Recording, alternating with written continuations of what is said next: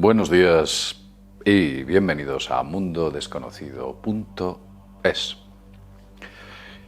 La información que le traemos aquí, o que hoy le vamos a mostrar, la sacó o la hizo pública una serie de medios de comunicación, principalmente la prensa, allá en los años 70. De ello se hizo eco también un ufólogo norteamericano, mundialmente conocido, John Keel. John Keel, en los años 70 del siglo pasado. Keel es quizás uno de los mejores ufólogos del mundo, uno de los mejores que ha existido, inteligente, perspicaz, un hombre con una gran intuición. El 5 de octubre de 1960 ocurrió un sorprendente acontecimiento que salvó al mundo de un conflicto nuclear en el último segundo.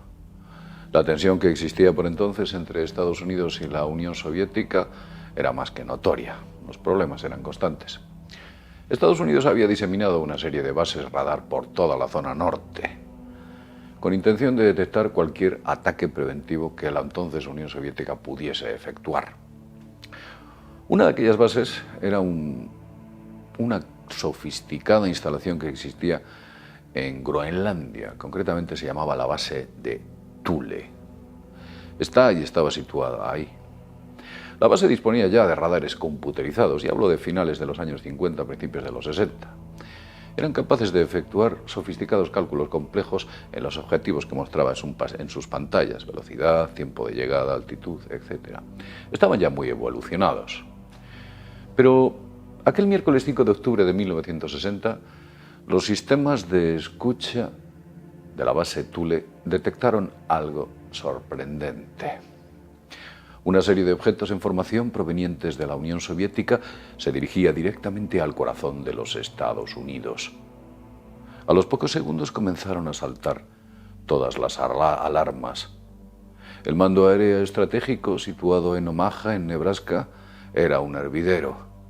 Nadie sabía qué estaba ocurriendo exactamente, pero de manera inmediata, un grupo de B-52 cargados con armamento nuclear se puso en vuelo, rumbo a la Unión Soviética, con orden de atacar diversos objetivos como acto de represalia frente a ese ataque preventivo que parecía estar viniendo de allí.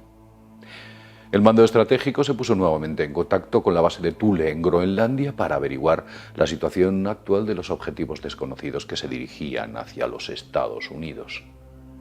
Pero la base Thule, por causas desconocidas, no respondía a los desesperados esfuerzos del mando estratégico aéreo.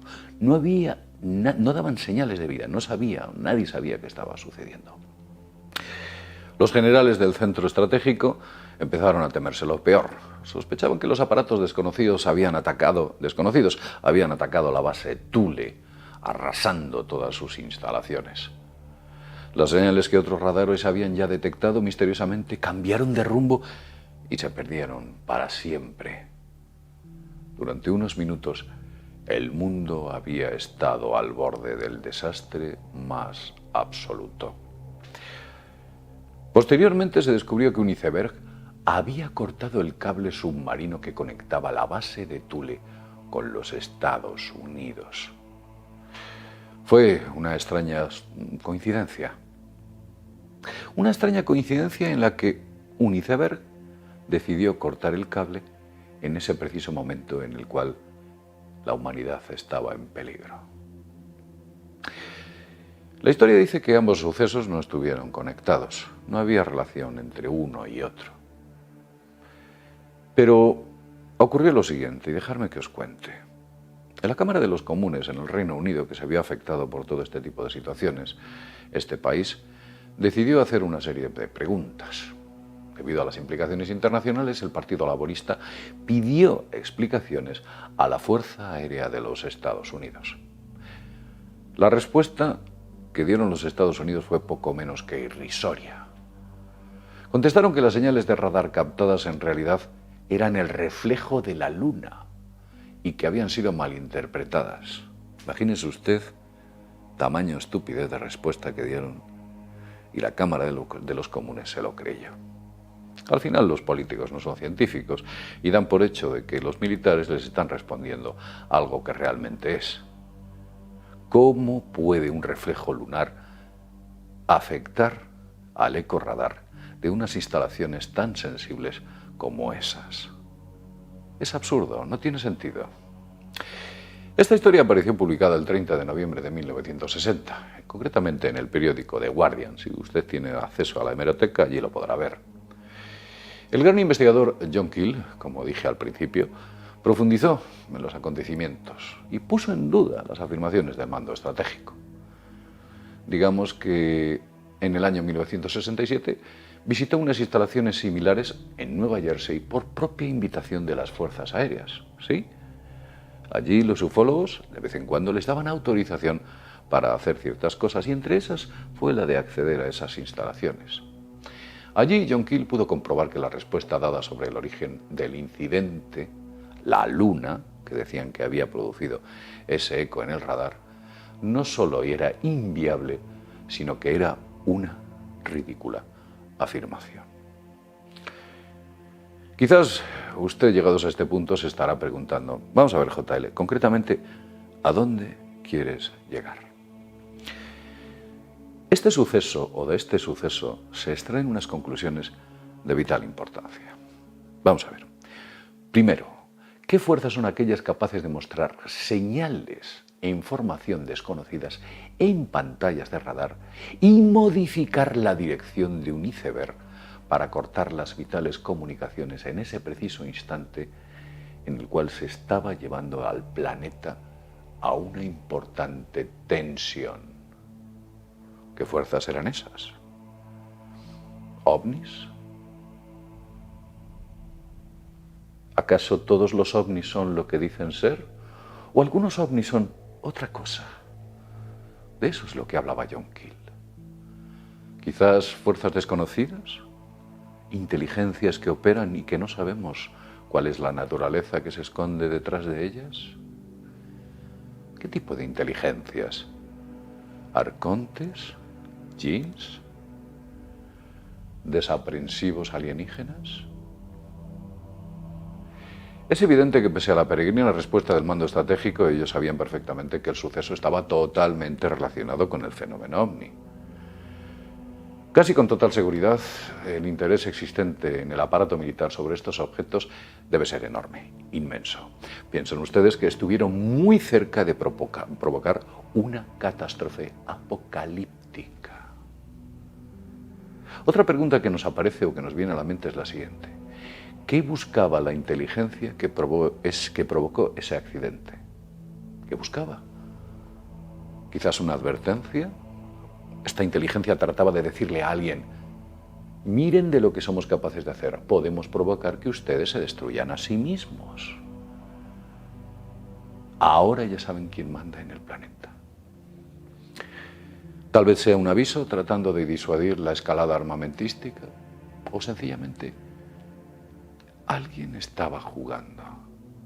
Esas inteligencias se lo estaban pasando en grande con nosotros.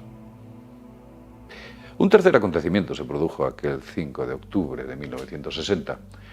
El por entonces primer ministro de la Unión Soviética, Nikita Khrushchev, se encontraba en Nueva York, visitando la ONU. Iba bastante y venía a la ONU, Khrushchev. ¿Por qué ese suceso se produjo también en ese preciso instante? Un iceberg rompe un cable sensible mientras 3 objetos, 4 o 5, en formación parece que van a atacar a Estados Unidos y durante ese instante Nikita Khrushchev se encuentra en la ONU. ¿Puede usted explicarme todo esto? ¿A qué obedece todo este conjunto de casualidades? ¿Quién es capaz de modificar todos los acontecimientos de la historia para que el final de la ecuación sea ese?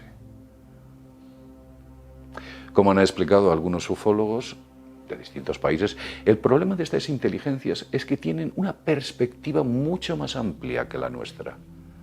Son capaces de ver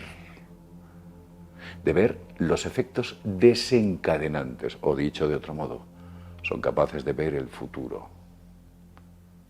Pueden ver el futuro en consonancia con un escenario previamente planificado. Espero que lo entienda. ¿Cómo? ¿Pueden viajar en el tiempo? ¿Tienen supercomputadoras capaces de efectuar simulaciones en los distintos escenarios posibles? Pero quizás lo peor sean las afirmaciones resultantes. Si alguien es capaz de hacer algo así y poner al ser humano por debajo del trono de la Tierra, la gran pregunta sería, ¿somos realmente los seres humanos los reyes de la creación? O quizás los Rex Mundi o reyes del mundo operan desde una posición invisible para nosotros.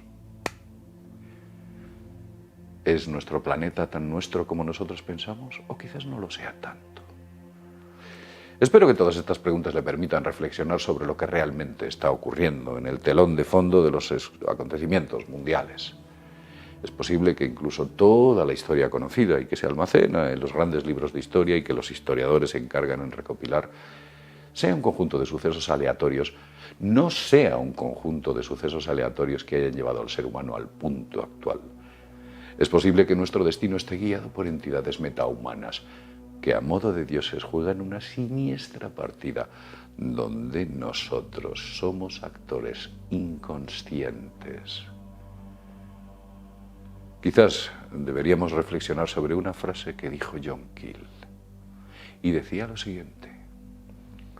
Decía que lo desconocido está ahí afuera. El universo no existe porque pensamos que existe y no existimos.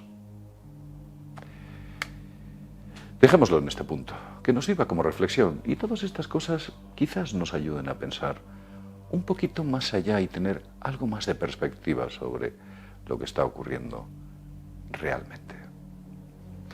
Lo dicho, lo dejamos aquí y como siempre decimos sin más, desde mundodesconocido.es nos vemos en el próximo videoprograma. Hasta pronto.